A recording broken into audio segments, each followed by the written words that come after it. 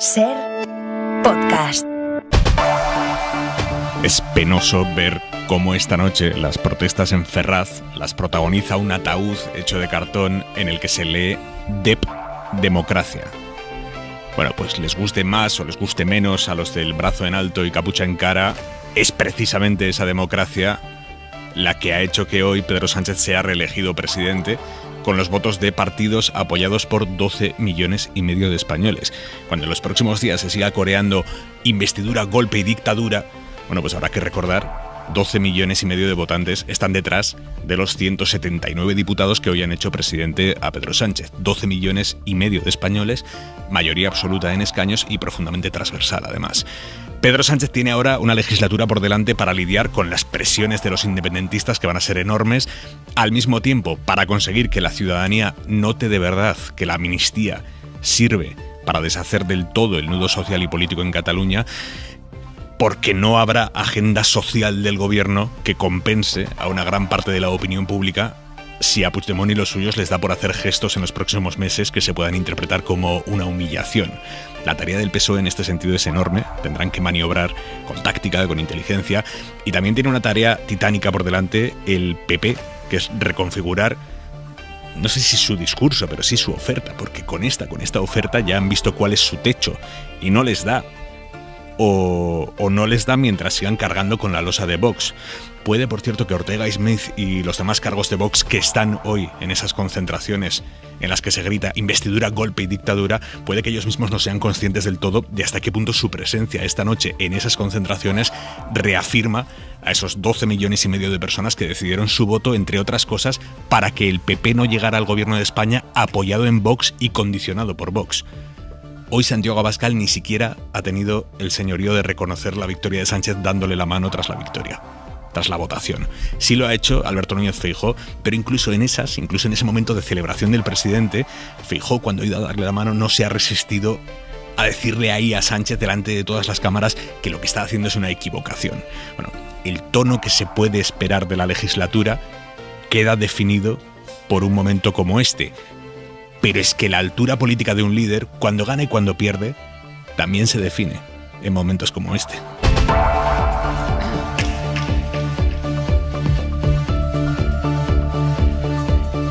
En la mesa del análisis de Hora 25 esta noche, Esther Palomera, ¿cómo estás? Muy buenas noches, Aymar. Juan Manuel de Prada, buenas noches. Muy buenas noches, Aymar. Y Jesús Maraña, muy buenas noches. Hola, buenas noches. En Ferraz, Nicolás Castellano, 4.000 personas frente a la sede del PSOE. Buenas noches, Nico. ¿Qué tal? Buenas noches, Aymar. Sí, es la cifra que da la delegación del gobierno en Madrid, unas 4.000 personas que siguen concentrados por 14º día consecutivo aquí ante la calle Ferraz con Marqués de Urquijo. Lo cierto, como señalabas, es que hay políticos de Vox como Ortega Smith que hoy están en primera fila. A pesar del lanzamiento de objetos, Aymar, están provocando permanentemente a la unidad de intervención de la Policía Nacional, lanzando objetos a pesar de los llamamientos retirados por megafonía para que dejen de hacerlo. Y Ortega Smith, entre otros militantes de la extrema derecha de diferentes partidos, están aquí en primera línea apoyando a esas personas que lanzan objetos, que lanzan proclamas racistas, homófobas, antidemocráticas y que siguen aquí protestando, proclamando gritos que poco tienen que ver en teoría con lo que aquí les ha proclamado o les ha concentrado. Es cierto que hay un poco más de gente que ayer a esta hora de la noche, en torno a 4.000 personas, muchos de ellos jóvenes, muchos encapuchados y con símbolos quemando esteladas y también con ese ataúd de democracia que, como señalabas en portada, han portado durante la tarde en esta esquina de Marqués de Urquijo con la calle Ferraz. Nico, gracias, buenas noches. Hasta luego. Y en la contra de Hora 25...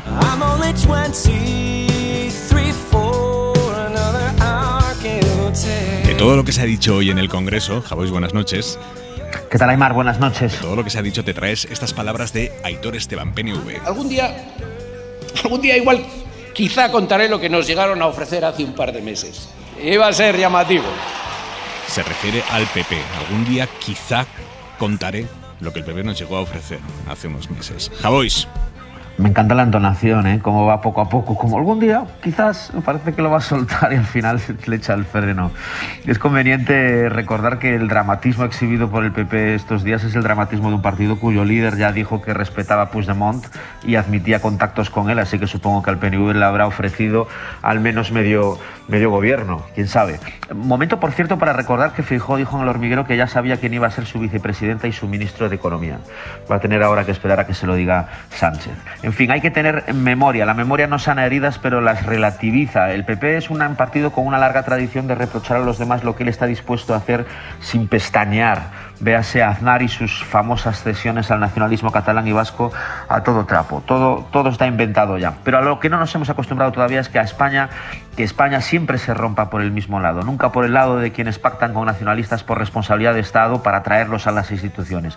Cuando son los otros, sin embargo, parece que lo hacen para dinamitarlas. Así que a ver si nos cuenta algún día Aitor Esteban cómo quería el PP engrasar España con el Partido Nacionalista Vasco.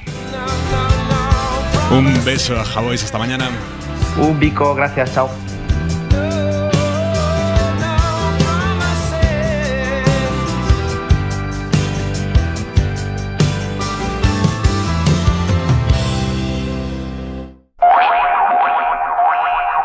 Investido presidente, Pedro Sánchez tendrá que prometer su cargo mañana y nombrar los ministros de su gobierno en los próximos días.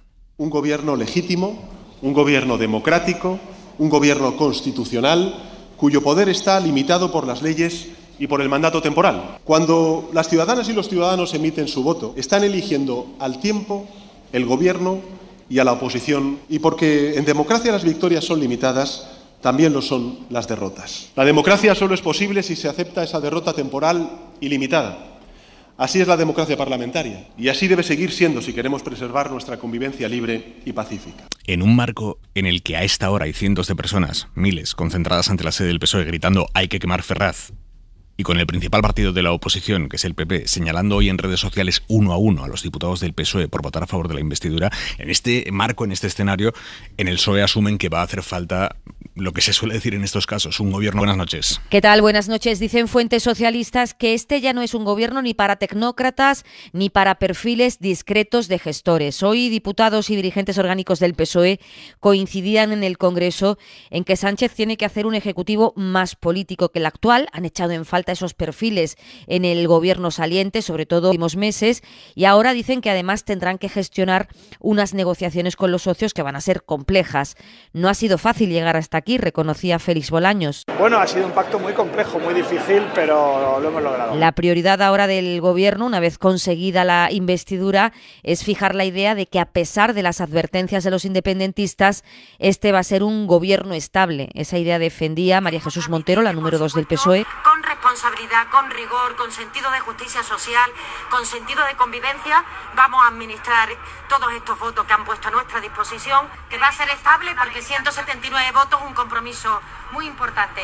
179 votos después, ahora Sánchez tiene pendiente una reunión con Yolanda Díaz para cerrar el peso de Sumar en el gobierno. Para la vicepresidenta es importante mantener 5 carteras, como tiene ahora, para no salir debilitada de esa negociación, sobre todo de cara a la consolidación del proyecto de Sumar, con Podemos en una posición secundaria. Ese veto a Podemos en el próximo gobierno, como parece que va a ocurrir, creo que las posibilidades reales de llevar adelante cambios profundos en nuestro país van a estar seriamente comprometidas.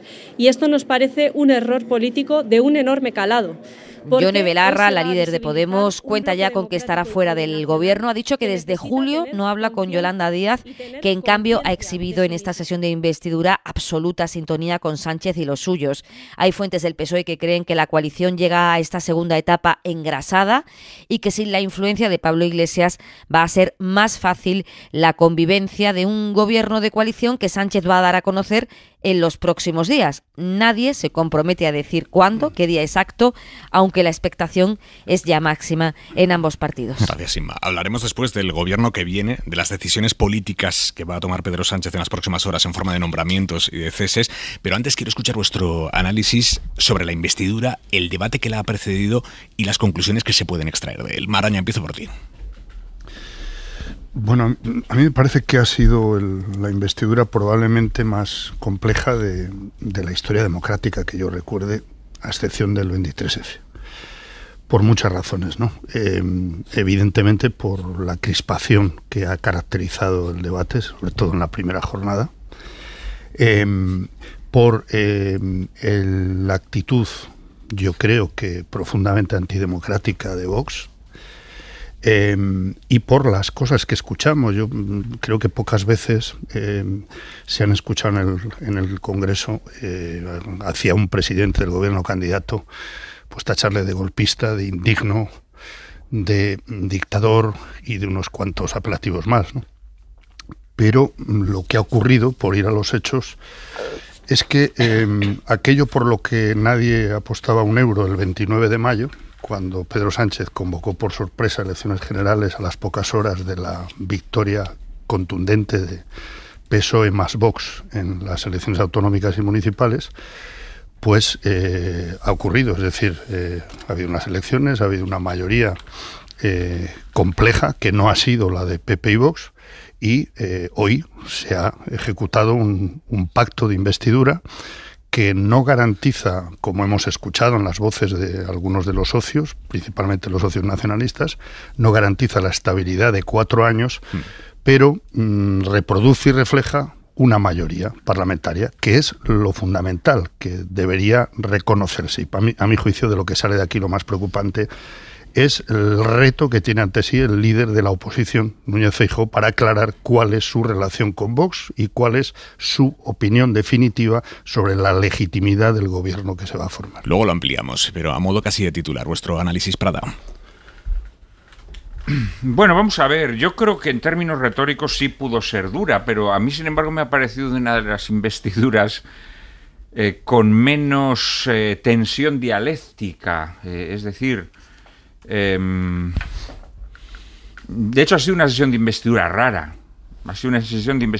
porque la realidad es que Pedro Sánchez dedicó la mayor parte de su turno en su largo discurso inicial a confrontarse con el jefe de la oposición, es decir, en vez de presentar su programa de gobierno, él dedicó la mayor parte de su tiempo a confrontarse con el jefe de la oposición.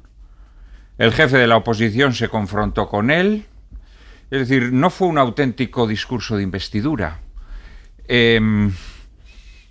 Vox utilizó una retórica gruesa, equivocada en muchos aspectos.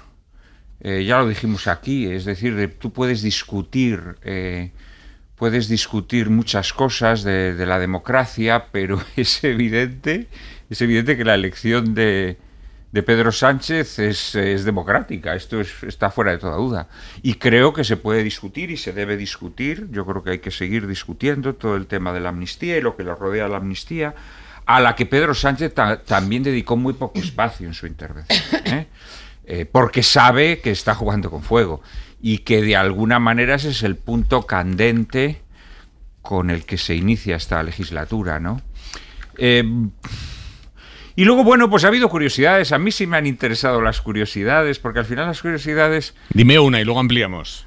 Bueno, hombre, pues esa especie de fusión que se hizo entre Machado e Ismael Serrano, a mí me pareció muy, muy interesante de las precipitaciones a las que te aboca la erudición de Google, ¿no?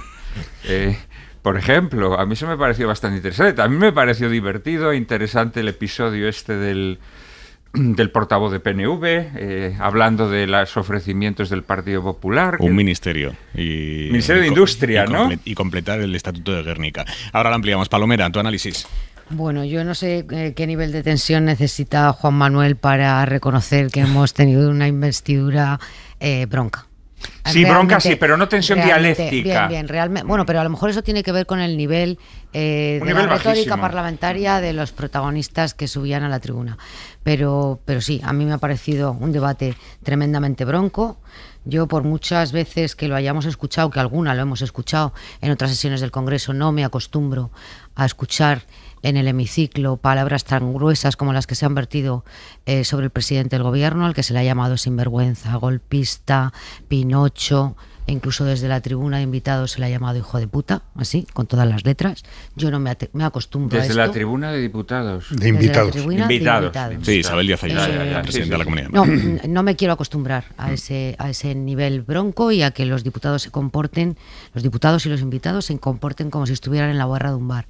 Yo creo que la última exposición del presidente del gobierno hoy, en la que ha tenido que invocar y apelar a la dignidad de la democracia para recordarnos ante qué estamos, es muy sintomática del momento político y social que estamos viviendo, en el que efectivamente no se reconoce o se pretende no reconocer la legitimidad de un presidente, de un candidato a la presidencia del gobierno que tiene un mandato constitucional firmado, por cierto, por el jefe del Estado, que se llama Felipe VI. Dicho esto, creo que el Partido Popular ha convertido a su formación política con la actuación que ha tenido Feijóo en estos días, en su exposición de ayer, en un partido muy pequeñito, muy arrimado a Vox y con una gran dependencia de la estrategia política de la ultraderecha española. Dame un segundo, Palomera, porque me dice Nico, ampliamos ahora mismo, pero me dice Nicolás Castellano en Ferraz que la tensión está elevándose de forma exponencial en los últimos minutos. Nico.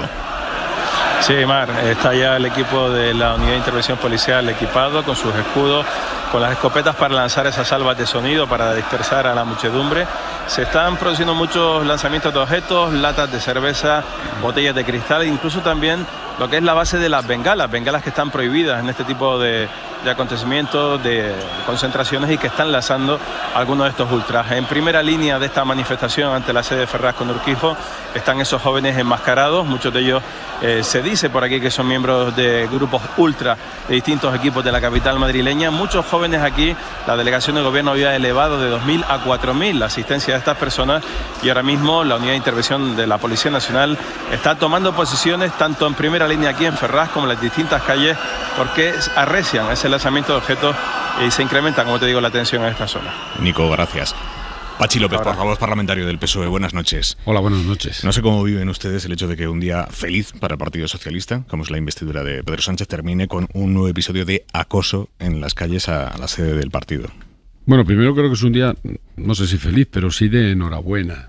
No solo para los socialistas, sino para mucha gente en este país, porque va a haber un gobierno que va a responder a lo que dijeron las urnas. Un gobierno progresista que más allá de todo este debate que hemos tenido sobre la ley de amnistía, lo que va a hacer es tener una agenda social enorme, porque es un gobierno que va a seguir subiendo las pensiones y los salarios y va a hacer un plan de choque para la atención primaria y va a hacer de la vivienda el objetivo de esta legislatura. Es decir, un gobierno que va a ayudar a la ciudadanía de este país, que va a transformar el país haciendo frente al reto de la emergencia climática, de la revolución digital y por lo tanto yo creo que es una buena noticia para el conjunto de España. Y segundo, yo lo he dicho esta mañana en mi intervención en el Congreso, es muy legítimo manifestarse en contra de una posición política, en contra de la ley de amnistía, en contra de lo que se quiera. Pero alimentar a base de soflamas incendiarias, de España se rompe, estos son unos traidores, esto es un golpe de Estado, el que pueda que haga, que dijo Aznar, pues luego alimentan a la bestia que hoy se manifiesta en Ferraz al grito de la Constitución destruye la nación, viva Franco, los Borbones a los tiburones o Pedro Sánchez al paredón. ¿Usted quién cree que está alimentando a esta gente? Sea claro. No, vamos a ver, seguro que no quieren hacerlo, vale, pero hay expresiones en política que no salen gratis. No se puede decir esto que acabo de decir, no, es que los socialistas rompen España. ¿Cuándo? ¿Cuándo hemos roto un trocito de España, siquiera? No se puede decir Pedro Sánchez es un golpista. No se puede decir que esto es una tiranía. No se puede decir que esto es una dictadura. Claro, cuando lo dice una presidenta de una comunidad autónoma, por cierto, en televisión, en un programa de máxima audiencia, yo no sé qué dictaduras conoce ella en las que permitan hacer estas cuestiones. Pues claro, cuando se nos señala como el enemigo de este país, pues siempre va a haber alguien que, como somos el enemigo, dirá a por ellos. Dirá todo es permitido para ir contra ellos. ¿Cómo están los diputados que han sido acusados, agredidos esta mañana? Fuertes y orgullosos. No es trago de buen gusto pasar esto. Yo lo he pasado muchos años de mi vida, y yo he hablado con ellos y han pasado un mal rato. Pero cuando han llegado al Congreso y han dicho que sí al presidente Pedro Sánchez, se han sentido que todas esas malas experiencias que han pasado hoy merecían la pena. Portavoz, ¿qué sería para el PSOE una legislatura exitosa en este escenario? Pues la que llevará a la práctica lo que hemos rubricado, que tiene que ver mucho. Pero es que primero, claro, es que yo quiero volver a esto, porque primero lo que hemos hecho ha sido firmar un programa con Sumar que tiene 240 medidas como poco. Y todas tienen que ver con un carácter social, con reformas y transformaciones para el país. Que todas tienen que ver con medidas y políticas que van a ayudar a la gente. Yo creo que no va a haber un ciudadano o una ciudadana que no vaya a tener una medida de este gobierno que le vaya a venir bien para mejorar su vida. Y que además lo va a hacer aplicando algo que para nosotros es fundamental, que es justicia social y justicia fiscal. Es decir, que el que más tiene más aporte y el que más necesita que más reciba.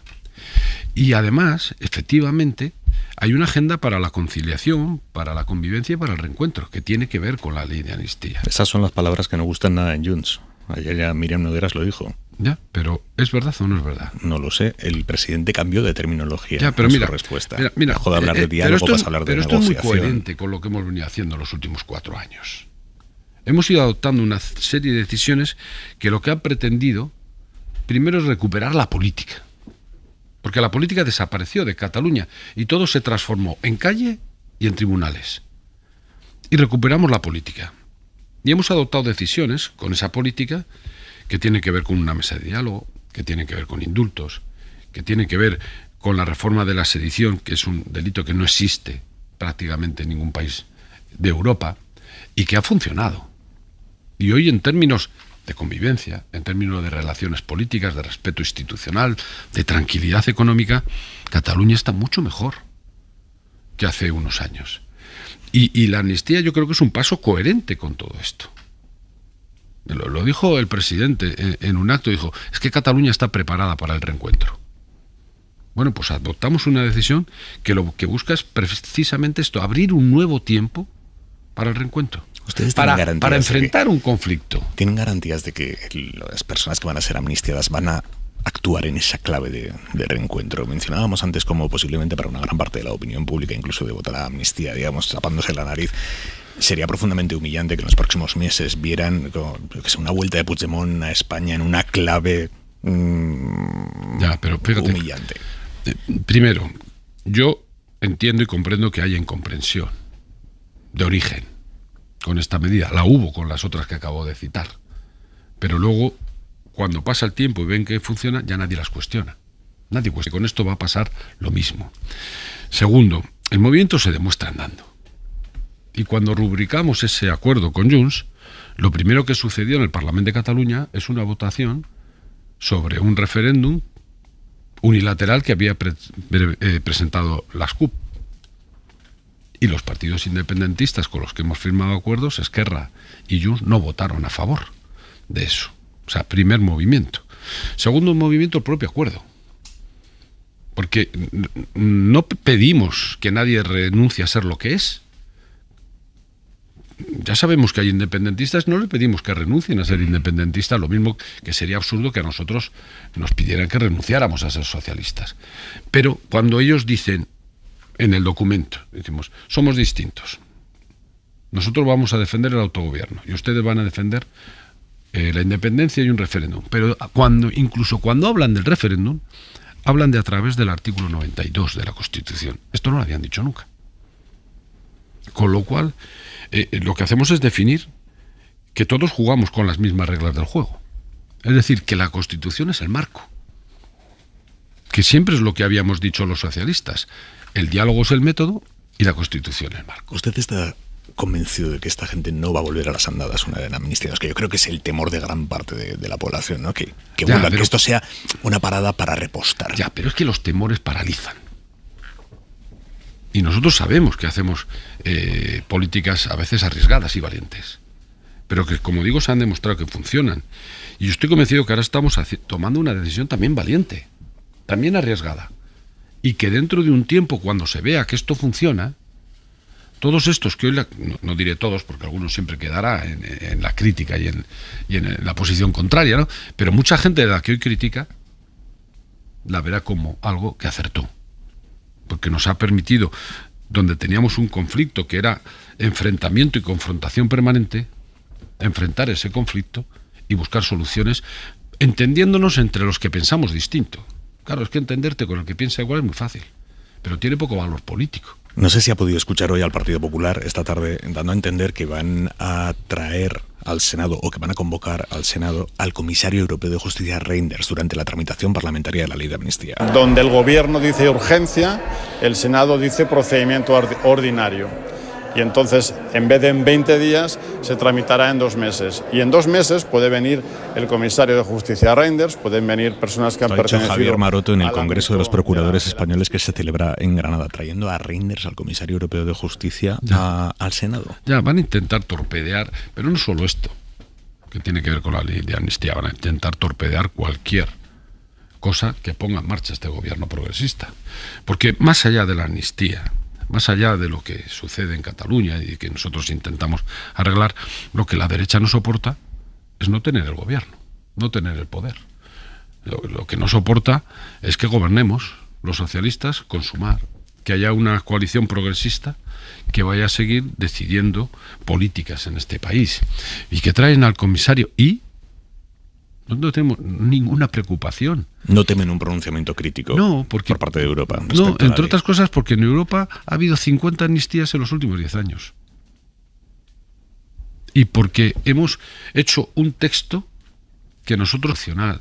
Yo lo decía esta mañana, si la propia Constitución en el preámbulo habla y manifiesta claramente la vocación de la nación española de garantizar la convivencia, y según el derecho internacional, la amnistía busca precisamente eso, garantizar la convivencia, buscar relaciones normales en la sociedad, ¿por qué va a ser inconstitucional? De hecho, la verdad que una comparación, salvando todas las distancias, la transición no se entiende sin la amnistía que hubo en aquel momento. Y en aquel momento se perdonaron delitos muchísimo más graves.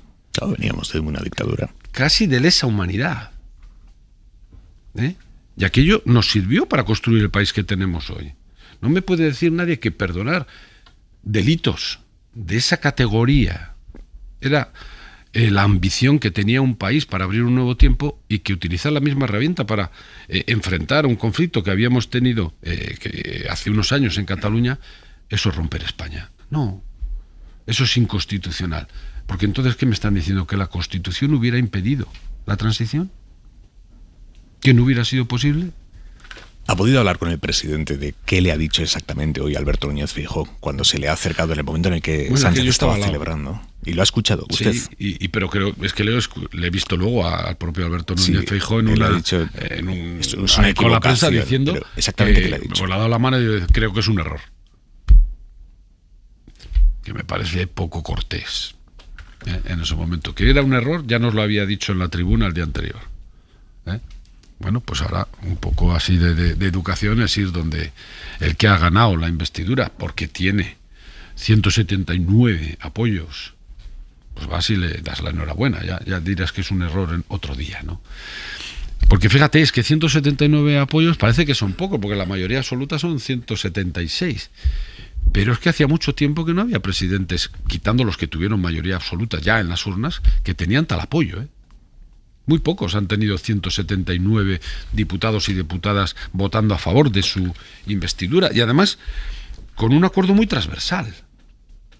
Claro, es que España es compleja, es muy diversa y no se puede decir respeto a la diversidad de España, pero no respeto los acuerdos que se hacen con esa diversidad, con esa complejidad.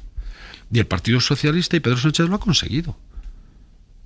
Ha conseguido primero reconocernos como distintos y no considerarnos enemigos, que es lo que suele hacer la derecha. Si no piensas como yo, eres el enemigo, o conmigo o contra mí. No, piensas distinto y yo puedo entenderme contigo porque tengo un objetivo compartido, que es sumar para seguir avanzando juntos. Estaba escuchando esta mañana medios de comunicación que podríamos englobar dentro de la categoría de conservadores y decían exactamente esto del discurso del presidente ayer, que dibujó un escenario de conmigo o contra mí. Pero ya, conmigo contra mí, ¿me puede decir cuándo lo hizo? Claro, es que lo mismo que yo he dicho esta mañana, ¿me pueden decir cuándo hemos roto España? porque no es la primera vez que nos dicen que los socialistas rompemos España, ¿eh? Desde Felipe González, Zapatero y Pedro Sánchez hemos roto España cada vez que hemos gobernado.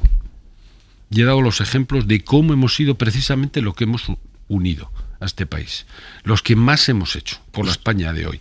¿Alguien me puede decir cuándo los socialistas hemos roto, aunque sea un trocito? ¿Cree que hay posibilidad para recomponer cierta relación, cierto entendimiento con el Partido Popular en esta legislatura que comienza? Pues ojalá. Pero se suele decir que dos no se pegan si uno no quiere, pero dos no acuerdan si uno no quiere. Fíjese, Feijóo llegó anunciando un acuerdo para renovar el Consejo General del Poder Judicial. Y estaba. Pero escuchó a un tertuliano y a una presidenta de comunidad y se lo comió. Como tantas otras cosas. Lo que hace falta es voluntad. Los socialistas, también lo he dicho hoy, me estoy repitiendo mucho, cada vez que hemos estado en la oposición, nos hemos puesto a disposición del gobierno en todos los asuntos de Estado. El PP nunca ha hecho eso. Nunca. ¿Para ustedes sería bueno que el PP empezara a entenderse de verdad con Junts? A mí siempre me ha parecido bien el entendimiento con los nacionalistas. Cuando hay gente que critica, los nacionalistas han pactado con el gobierno, me da igual que sea del PP. Hombre, pues estamos demostrando que España es un proyecto atractivo en el que también los nacionalistas se implican. Hombre, Junts estrictamente nacionalistas no son independentistas. Ya, y los nacionalistas en el fondo pues algo de independentistas también tienen, ¿verdad? Sí, una graduación bastante distinta. Sí, lo que pasa es que yo creo que, bueno, de hecho el propio Feijóo dijo, eso es otra de las que se tuvo que comer, que dijo que también iba a entablar conversaciones con Junts, y como lo dijo él, hubo incluso de esta derecha un titular que decía que Junts...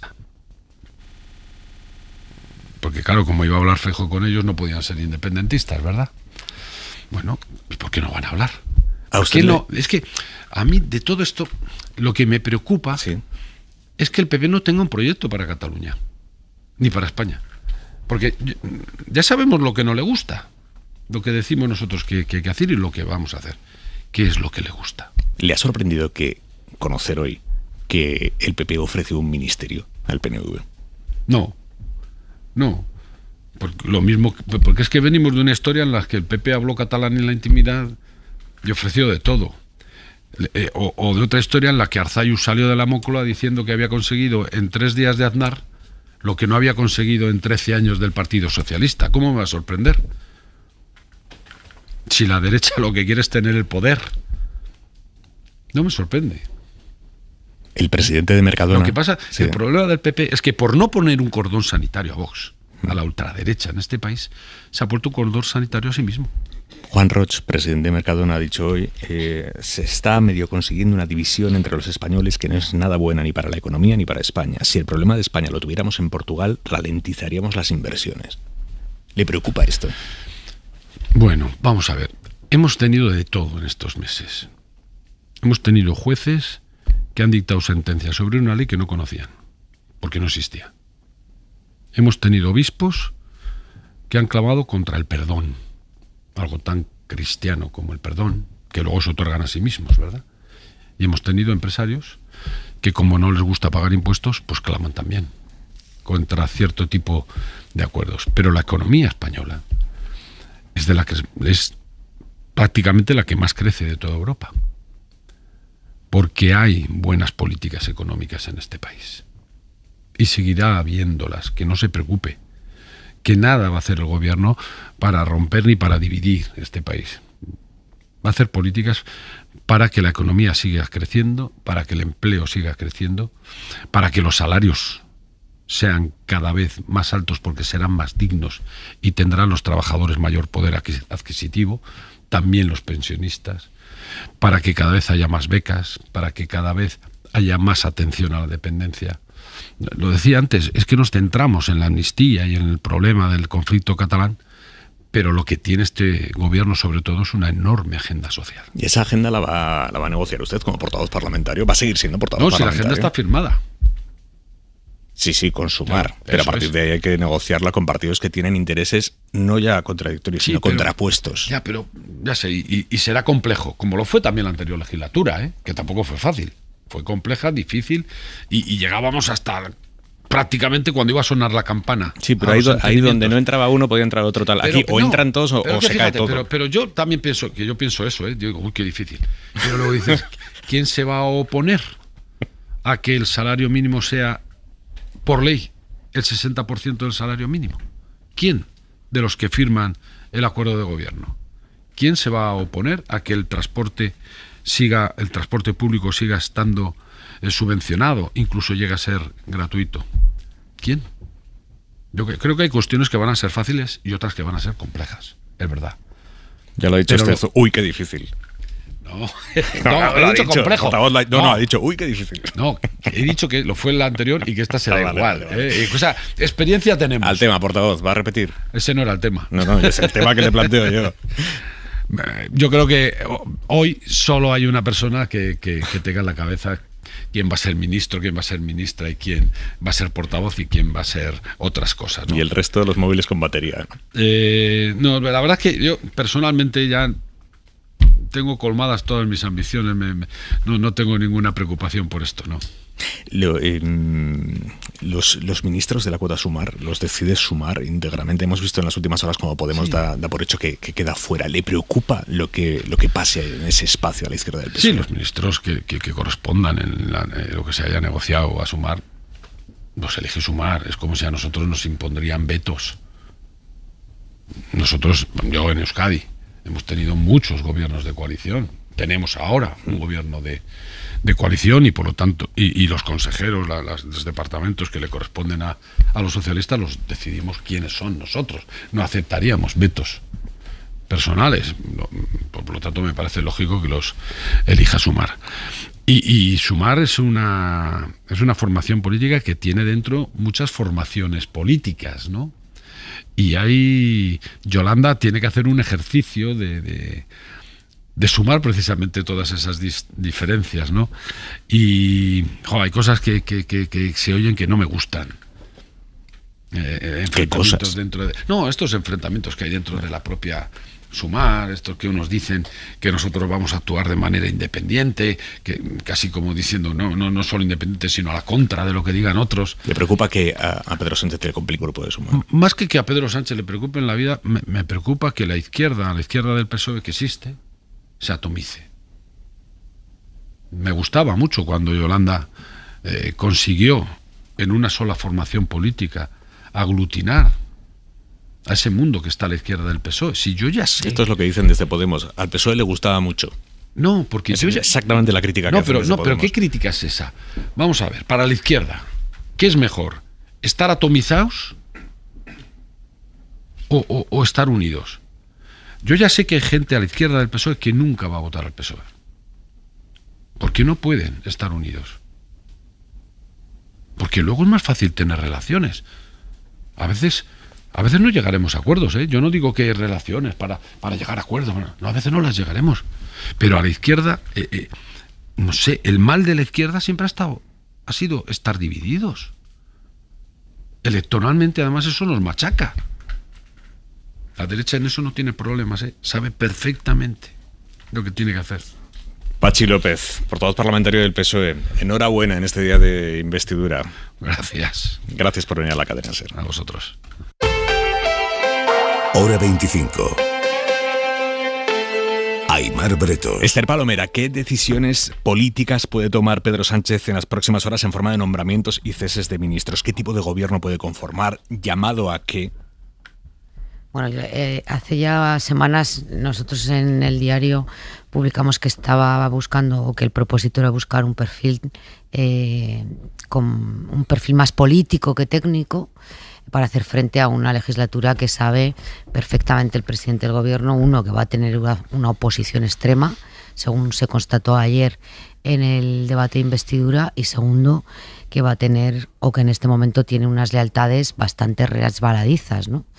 En la medida en que la mayoría parlamentaria que ha sido capaz de configurar para salir investido tiene aristas muy diferentes, y además algunas de las formaciones políticas tienen por delante elecciones autonómicas donde les puede interesar apretar incluso más las tuercas al presidente del gobierno.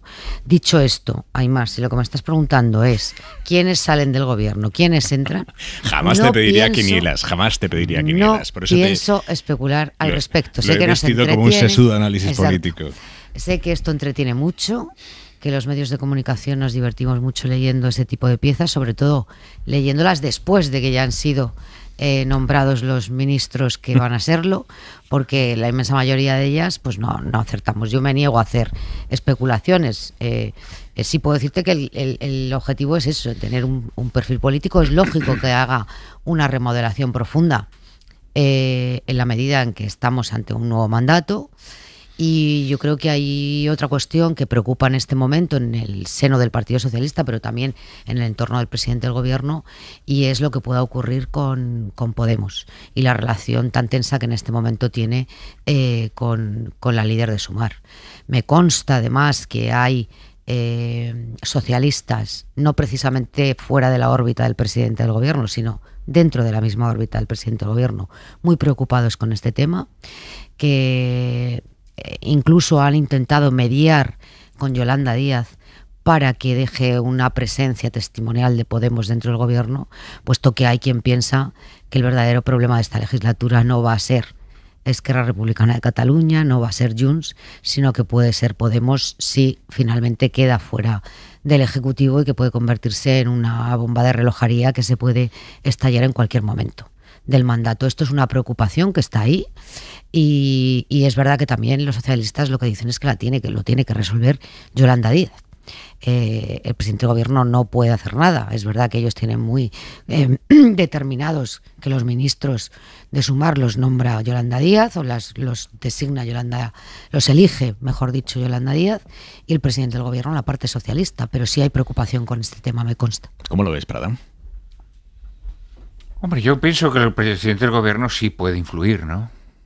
Por mucho que diga que la decisión sobre los ministros de Sumar es exclusiva de Yolanda Díaz, yo creo que evidentemente él va a poder influir, ¿no? Al parecer sí hay una persona que está diciendo que va a ser ministra, que es Mónica García, ¿no? He leído que, bueno, fíjate que sí, que en los pasillos de la Asamblea de Madrid habla de que va a ser ministra de Sanidad. No sé si esto es cierto o no. No creo que sea un perfil que cometa esa torpeza. Sí, eso es. No digo que no vaya a serlo, lo que digo es que me resisto a creer que ella diga en un pasillo que lo va a ser. Sí, yo lo he leído. Pero bueno, en todo caso, yo en eso coincido con Esther. Yo las quinielas, como hemos tenido ya tantos casos en los que incluso nombres que parecían muy... Los presidentes del gobierno siempre tienen esa capacidad y hasta ese elemento que les encanta de sorprender incluso a sí mismos. Es decir, que después de haber... De todas maneras, nombres, hemos tenido ministros nombrados por volver a lo de Podemos, y desnombrados en cuestión de 24 horas. Yo creo que la mejor manera de bloquear la posibilidad de que Podemos se convierta en el gran problema para el gobierno es que Yolanda Díaz nombra un ministro de Podemos. Esto es muy evidente, ¿no? Claro, no tiene por qué ser ninguna de las dos ministras en funciones, ¿no? Pero desde luego, si nombra a un ministro de Podemos, de alguna manera desactiva toda la marejada que se está tramando en el ámbito de Podemos. Esto es así. Maraña. Bueno, esto que apunta Juan Manuel, claro, dependería de si lo acepta Podemos, el nombre que decidiera Yolanda Díaz, ¿no? O sea, es decir, pero entonces... Sí, no, es que puede ocurrir. Sí, hombre, pero entonces... Yolanda Díaz diga, la del universo Podemos, por decirlo así, me parece que entiendo que el ministro más adecuado o ministra es tal nombre. A ver, vamos a hablar claramente. No aquí hay una opción desde hace semanas sobre la mesa, que es Nacho Álvarez, que ha sido toda la vida el coordinador económico de Podemos, por ejemplo, que es el negociador, que ha sido el negociador económico del sector Podemos dentro del gobierno. Y el miedo que tiene Podemos es que Yolanda Díaz diga, bueno, pues Nacho Álvarez, ministro, cuando ya Nacho Álvarez no responde, aunque él insista en que es de Podemos, en la dirección de Podemos está diciendo de todo. Bueno, formalmente pertenece a Podemos, pero en Podemos no le consideran miembro de la organización prácticamente ya. Es verdad que ha colaborado estrechamente en la campaña electoral con Yolanda Díaz, ha formado parte de los negociadores del acuerdo entre el Partido Socialista y Sumar, y probablemente no sería un nombre que agradase a Podemos, pero es verdad que la relación es tan tensa, que a Podemos no le serviría probablemente el nombre de Nacho Álvarez, pero sí podría por lo menos calmar las aguas. Yo no creo que se esté pensando en ese nombre. A diferencia del Partido Socialista, en Sumar y en Podemos siempre han tenido una estrategia informativa o de comunicación muy distinta a la hora de poner encima los nombramientos y de quiénes pueden ser posibles o no posibles ministros. Y yo creo que los nombres que han sonado esta semana y que han sido publicados por algunos medios han sido como una especie de hechos consumados por parte de Sumar, pero no sé si tiene demasiado en cuenta la líder de Sumar que este presidente del gobierno es de pocos hechos consumados. Quiero decir que aunque los nombres coincidan bastante con lo que pueda ser finalmente la realidad de los integrantes de ese socio del gobierno, todo está pendiente de una última conversación, Inma me parece que lo decía en su crónica, entre el presidente del gobierno y la líder de Sumar, que en principio habían filtrado desde la parte morada, si es que siguen siendo morados, que ya no sé qué color llevan, habían filtrado que se iba a producir esta tarde.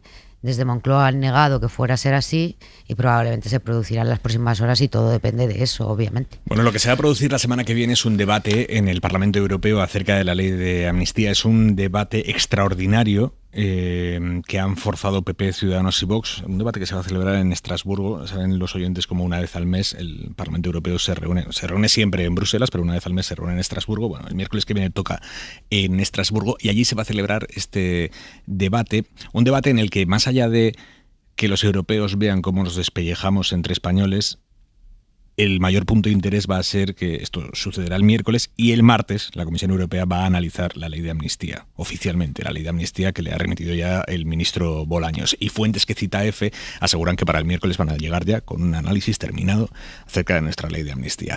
Así que la comisión que participará, de hecho, será quien tenga el primer turno de palabra en ese debate en el Parlamento Europeo, podrá exponer la posición de la Comisión Europea si es que finalmente tiene alguna acerca de la ley de amnistía, la futura ley de amnistía. Para que se hagan una idea de por dónde van las cosas, de lo que va a ser este debate el miércoles que viene, insisto, ante las cámaras de toda Europa, el título del debate que han forzado PP, Ciudadanos y Vox es algo tan aséptico y objetivo como amenazas al Estado de Derecho como consecuencia del acuerdo de gobierno en España. Mariela Rubio, buenas noches. ¿Qué tal? Buenas noches, Aimar. Sí, los populares activan ya la maquinaria para no dar ni un gramo de oxígeno a esta legislatura. En el corto plazo, el PP seguirá buscando en Bruselas hacer de la amnistía una causa general sobre el deterioro de la calidad democrática en España. De momento, el PP ha conseguido ya que la semana que viene el Pleno de la Eurocámara debata sobre el asunto.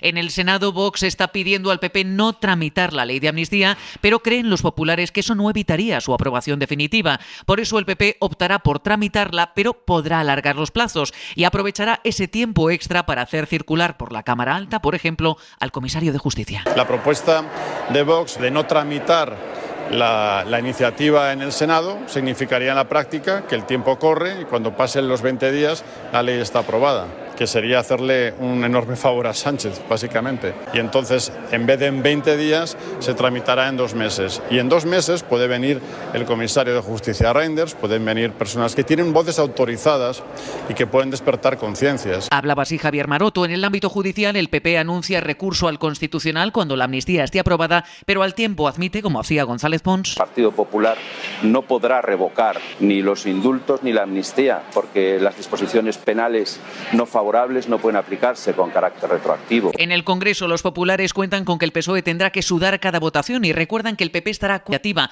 así que se prepara para tejer alianzas. En lo orgánico, Feijóo tendrá que abordar en pocas semanas los cambios internos, cambios que tendrán como objeto preparar al partido para una oposición lista para pitar a zafarrancho de combate. Prada, ¿cómo puede reconfigurar el PP su oferta o su mensaje asumiendo ya la travesía por el desierto de la oposición que le va a tocar discurrir y que no va a ser corta, no parece que vaya a ser corta?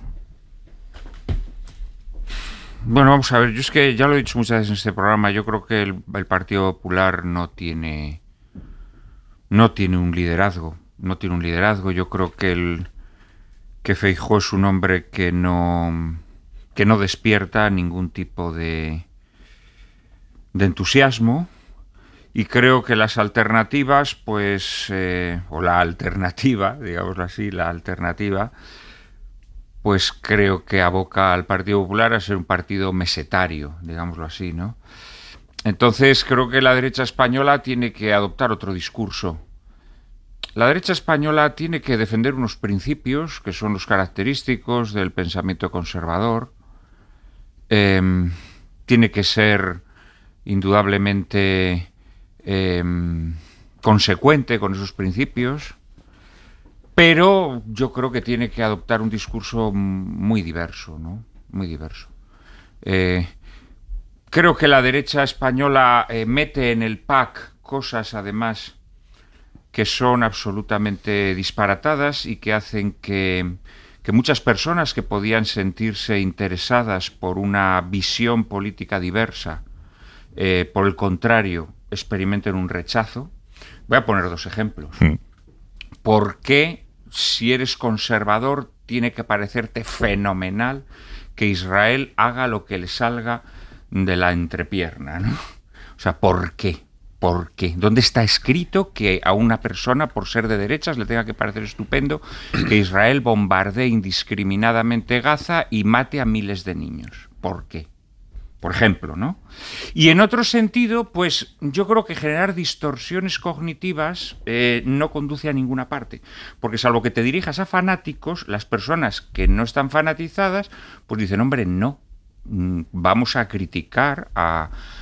pues por ejemplo, la ley de amnistía que proyecta este gobierno, vamos a criticar que se pacten determinadas cosas que no se deberían pactar, vamos a criticar que un partido de gobierno reconozca que la justicia en España está politizada, hay que criticar muchas cosas, pero claro, si dices que ha muerto la democracia, que esto es una dictadura, pues la gente dice, hombre, no, una dictadura no, porque vosotros que estáis en la oposición, como les dijo ayer Yolanda Díaz, estáis recibiendo subvenciones. Entonces no. Haz otro tipo de crítica, o crítica que se ajuste a la realidad, y que puedas captar a personas que no están fanatizadas, pero que las convenzas con argumentos persuasivos.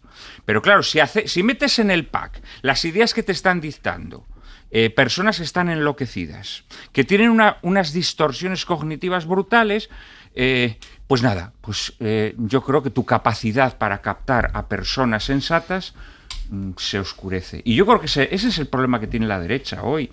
Ese es el problema.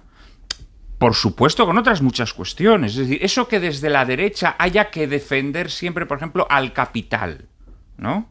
¿Por qué? ¿Por qué? Porque la derecha tiene que comprometerse con el pueblo, igual que hoy ha estado aquí presumiendo el señor Pachi López, claro, hace bien, ¿no?, de toda la agenda social, el objetivo de justicia social que tienen. Luego sabemos que muchas de esas cosas son palabrería, retórica hueca, etcétera, etcétera. Bueno, pero ¿por qué la derecha tiene que excluir todo eso?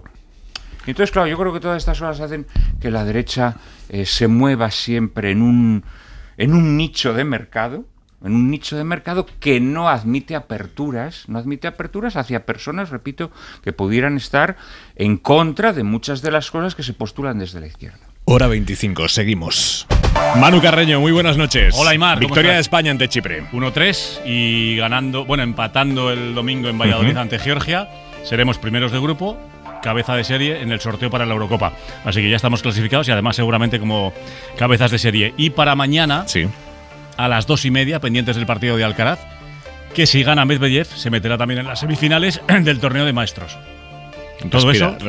Todo eso y mucho más. Respira, que te necesitamos vivo esta noche. Vamos, voy a respirar hondo, además. Oye, por cierto, dime. ¿Te acuerdas que ayer te hablé de ese partido Siria-Corea del Norte? ¿En qué ha quedado?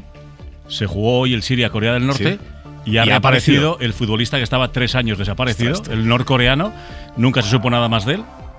Hoy ha jugado el partido y nos alegramos de que al menos le hayamos podido ver. Más no allá estaba muerto, estaba de parranda. Estaba de parranda, sí, como unos cuantos. Como los 3 años coreanos hay mucha parranda. Se subió a un avión de Qatar, desapareció hace 3 años y hoy ha vuelto a reaparecer 4 años después del último partido de Corea del Norte. Venga, Manu, adiós, hasta luego. La ropa para mañana, Jordi Carbó, buenas noches. Buenas noches, pues seguimos recomendando ropa de entretiempo y es que, como suele pasar en otoño, cuando no hay nubosidad importante y significativa, la temperatura puede bajar durante las noches con tanta facilidad como subir durante las tardes cuando hace sol, y siempre con unos valores muy por encima de lo que sería habitual para las fechas, para hacernos una idea, como si estuviéramos al principio del otoño. Mañana, primeras horas, un poco de frío, en general fresco, durante la tarde, al sol, ambiente agradable, suave en el Mediterráneo, cálido en la Comunidad Valenciana, Murcia y Andalucía, más cálido todavía en Canarias, donde un día más, máximas alrededor de los 30 grados. Y hemos dicho sol, pero también ahora mismo y a lo largo de la madrugada, las nieblas irán reduciendo la visibilidad en muchas carreteras de las dos Castillas, la Comunidad de Madrid, también Extremadura, mucha precaución, nieblas que mañana, a partir de mediodía, desaparecerán. Gracias, Carbo. Hasta mañana. Estábamos debatiendo antes de la publicidad cómo la derecha puede reconfigurar su mensaje, su oferta para hacerse atractiva en estos años que le quedan de aquí hasta que consiga terminar con esa travesía por la oposición. Nos comentaba Juan Manuel de Prada que él cree que primero hay un problema de liderazgo ahora mismo en la derecha y después criticaba cómo en este momento la derecha intenta vender packs completos y que hay que asumir toda la carga que viene en ese pack. A partir de ahí, vosotros, Maraña, Palomera, ¿cómo lo veis, Esther? Bueno, yo creo que de la misma forma que Pedro Sánchez tiene por delante una legislatura muy complicada, por lo que mencionábamos antes de las alianzas o de las lealtades escurridizas, Feijóo tiene un problema interno considerable. No solamente por eso que decía Juan Manuel, de que se está alejando, parece, de una forma explícita tras escuchar el discurso de ayer, de esa centralidad que permitió que el Partido Popular fuera un partido de gobierno y por donde siempre ganó las elecciones generales, sino porque en este momento sigue compitiendo de una forma muy decidida por ese electorado de Vox más radicalizado y porque hay una parte del Partido Popular, que es lo que llama la zona mesetaria, Juan Manuel, que está más alineado con esas tesis de la derecha más extrema que con lo que puede ser la centralidad que permite al partido. Yo creo que vamos a asistir a unos meses en los que se va a reabrir nuevamente el debate sobre el liderazgo de Feijóo, sobre si está consolidado o no el liderazgo de Feijóo, y como primera prueba de fuego van a ser las próximas elecciones europeas. A partir de las elecciones europeas veremos qué ocurre dentro y fuera del Partido Popular. Yo creo que van a ser determinantes para ese debate. Pero sin ninguna duda, y lo comentábamos fuera de micrófono, aparte del cuestionamiento del liderazgo, hay un evidente fracaso de estrategia o falta de proyecto político, si se puede o se quiere entender así, ¿no? Porque es muy difícil que haciendo oposición de una forma tan extrema con todo lo que tiene que ver con el nacionalismo catalán y vasco, el Partido Popular pueda volver a tener alianzas que no sean más allá de la extrema derecha. Y esto es lo que ha impedido que Alberto Núñez Feijóo pudiera formar gobierno clarísimamente. Es más, se lo han repetido una y otra vez desde la tribuna de oradores en este último debate de investidura.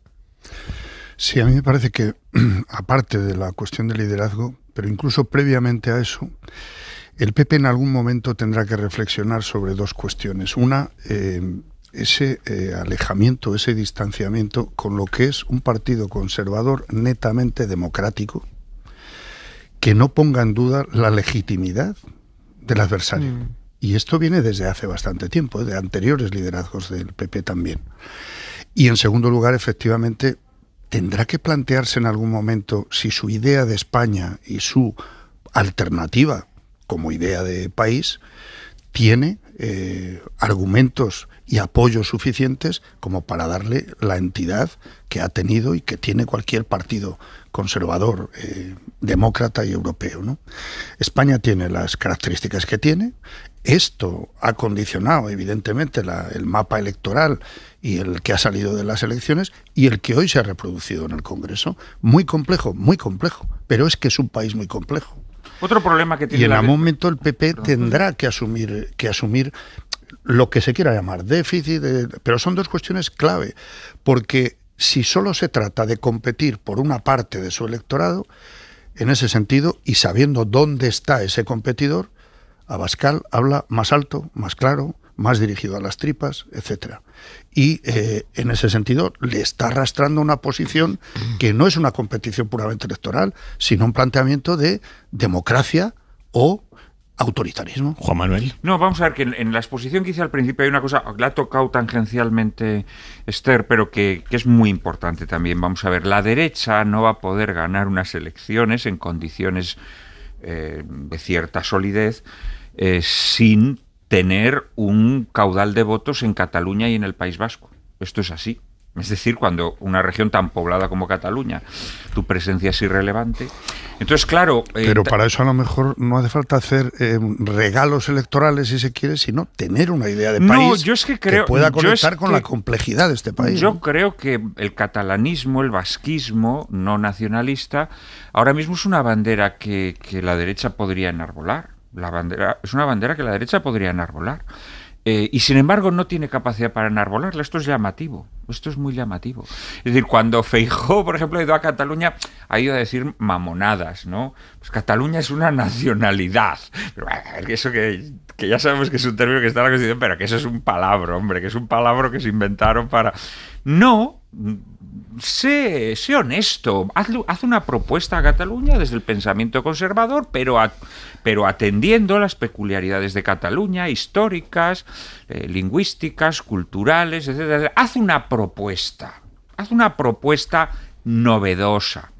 Deja de decir pazguaterías y falsedades.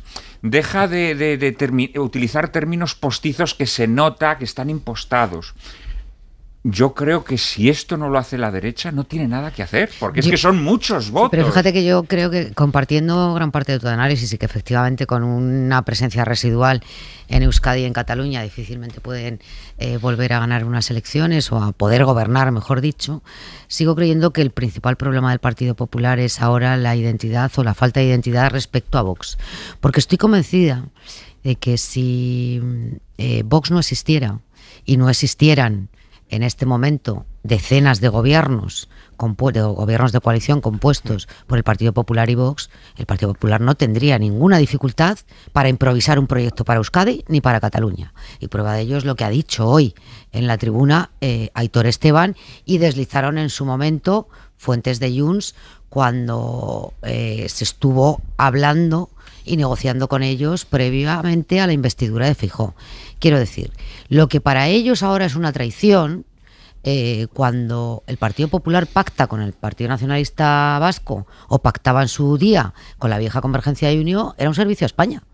Por lo tanto, no tendrían ningún pudor en improvisar en 24 horas un proyecto político para Cataluña, para Euskadi y para el conjunto de España. De todas maneras, el Partido Popular va a tener que decidir en qué grado del pantone de la moderación está, y lo va a tener que decidir en breve, porque hoy ha tenido una presidenta autonómica, Isabel Díaz Ayuso, diciendo en la Asamblea de Madrid, bueno, jactándose, de alguna manera, haciendo gracietas, de que ayer llamó hijo de puta al presidente del gobierno. Aprovecho su intervención para difamar a un presidente autonómico, es decir, difamarme a mí y a mi familia. A lo mejor ustedes, que ya tragan con todo, harían otra cosa, pero yo para mis adentros, sí, lo dije, me gusta la fruta.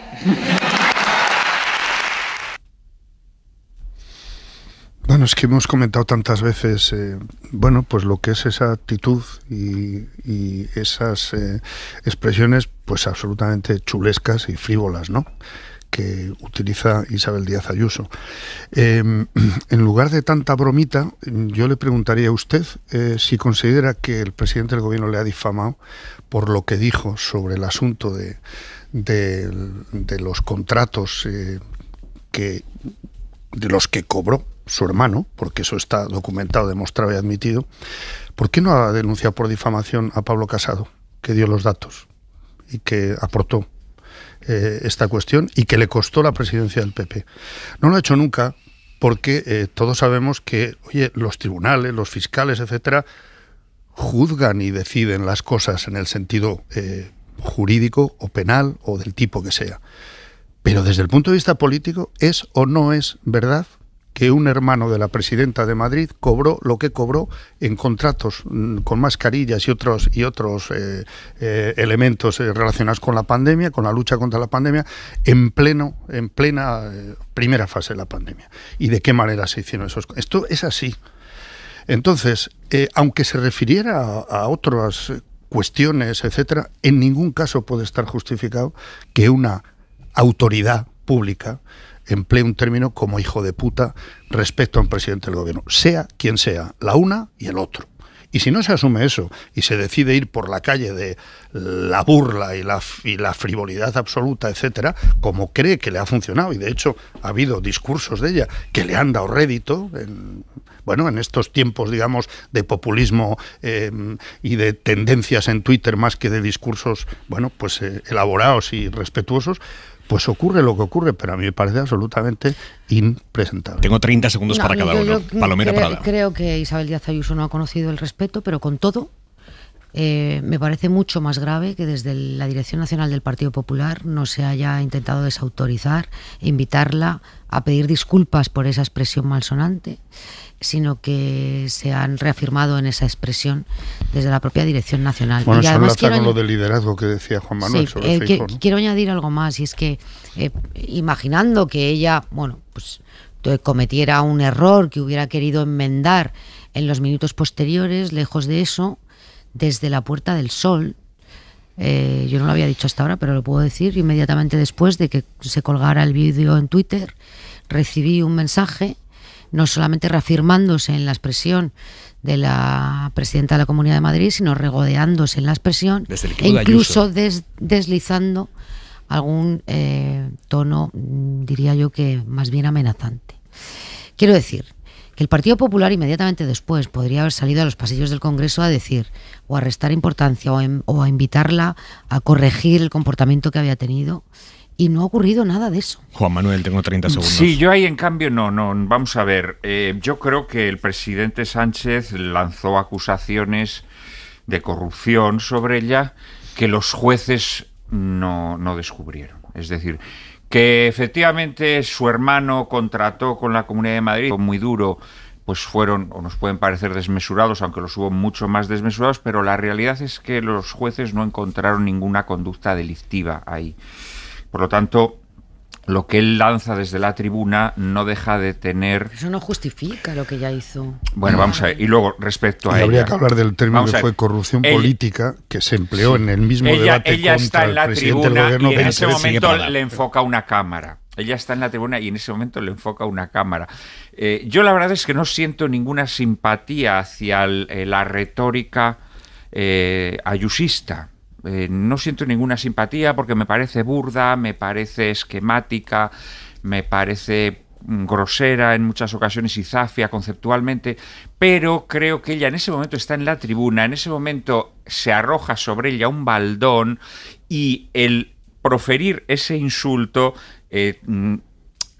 somos humanos, ¿eh? Somos Hora humanos. 25. Punto y 25. Joaquín Estefanía. Otros retazos parlamentarios. Además de la investidura de Pedro Sánchez, hoy y el miércoles sucedieron otras cosas en el Congreso. Por ejemplo, 1. El orgullo de ser socialista. Todo comenzó con una agresión a varios diputados del PSOE, continuación del asedio a diversas casas del pueblo y sedes socialistas desde hace varios días. La intervención de Patxi López, portavoz del partido, fue una continua reivindicación del orgullo de ser socialista que seguramente necesitaban sus militantes y votantes. 2. Solo a veces lo personal es político. En esta ocasión sí lo es. Suárez, Calvo Sotelo, Felipe González, Aznar, Zapatero y Rajoy no llegaron a ser nunca amigos de los de salir de cena, pero después de graves momentos de tensión se llegaron a tener un cierto grado de respeto. El intercambio de agresiones dialécticas que se dedicaron Sánchez y Feijóo dificulta mucho la posibilidad de reconducir el ambiente bronco de la situación política. 3. Alguna incógnita. El Partido Popular ha de aclarar con extrema urgencia cuál es su relación definitiva con Vox. Como dijo Zapatero en esta emisora citando a María Zambrano, todo extremismo destruye lo que propone. Idem, Sumar y Podemos, no sea que los disgustos lleguen por donde no se espera. Y 4. Un interrogante. quién hubiera apostado por este resultado cuando Sánchez adelantó las elecciones generales después de un estrepitoso fracaso en las municipales y autonómicas y con todos los sondeos pronosticando la debacle. Punto y 25. ¿Y quién me va a entregar sus emociones? ¿Quién me va a pedir que nunca la va? Alejandro Sanz cantando Corazón Partido esta noche en los Grammy Latinos en Sevilla. De momento acaba de recoger el primer galardón de la noche Shakira por la mejor canción pop. Allí en Sevilla está Lourdes Luque. Lourdes, buenas noches de nuevo. Buenas noches de nuevo, Aimar. Todo el mundo en pie, aplaudiendo al maestro, al artista español más premiado en los Latin Grammys. 24 tiene ya, Ha cantado El Corazón Partido y lo ha hecho acompañado con un cuadro de baile de estudiantes de la Escuela Superior de Baile de Málaga. Nos dijeron que esta gala iba a tener muchos guiños a nuestra tierra, Andalucía, y así está siendo de momento. Y sí, como dices, Aimar, Shakira ya ha recogido uno, la primera en subir, agradeciendo a España esos momentos difíciles que ha pasado en esta tierra, pero que nunca ha dejado de darle cariño, ha dicho. Y yo te decía, te daba el guiñito antes, ¿te acuerdas? Al principio que iba a cantar por la más grande. Pues fíjate, esto va también. Es que estoy aquí con Elena Carazo, con la compañera. Anda, y no se pierde una la Carazo. Esto va de desamores, Esto va de desamores. Shakira ha dado su mensajito y su pullita por la canción de Marras. Pero es que Rosalía cantando Se nos rompió el amor y Raúl Alejandro por ahí, ¿qué me dices, no? A ver, ha cantado Se nos rompió el amor, ha sido emocionante. Sí, ha sido emocionantísimo. Vamos a escucharlo. Rosalía, Se nos rompió el amor esta noche en los Grammy Latino. Se rompió el amor de tanto usarlo, de tanto abrazo roto, sin medida, de darnos por completo a cada paso. Se nos quedó en las manos un buen día, se nos rompió el amor, aquel tan grandioso jamás pudo existir, tanta belleza, las cosas tan hermosas duran poco. Jamás duró una flor, verás, y no duró este amor por mucho tiempo. Nos devoramos vivos como fieras.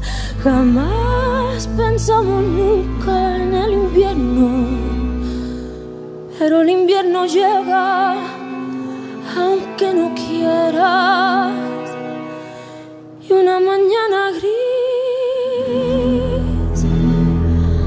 al despertarnos, sentimos un crujillo muy frío y seco. Cerramos nuestros ojos y pensamos, nos rompió el amor de tanto usarlo. Se nos rompió el amor, aquel tan grandioso, jamás pudo existir tanta belleza. Las cosas tan hermosas duran poco. Jamás duró una flor de primavera, y no duró este amor mucho tiempo. Nos devoramos vivos como fieras. Jamás pensamos nunca y en el invierno, pero el invierno llega aunque no quiera. Y una mañana gris, al despertarnos,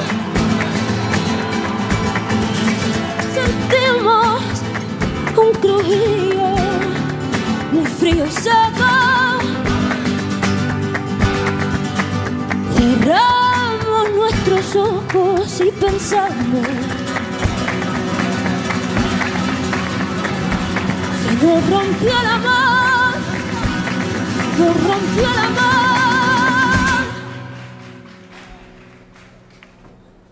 De tanto usarlo o de no usarlo. Hora 25. Con Aimar Bretos. Para no perderte ningún episodio, síguenos en la aplicación o la web de la SER, Podium Podcast o tu plataforma de audio favorita.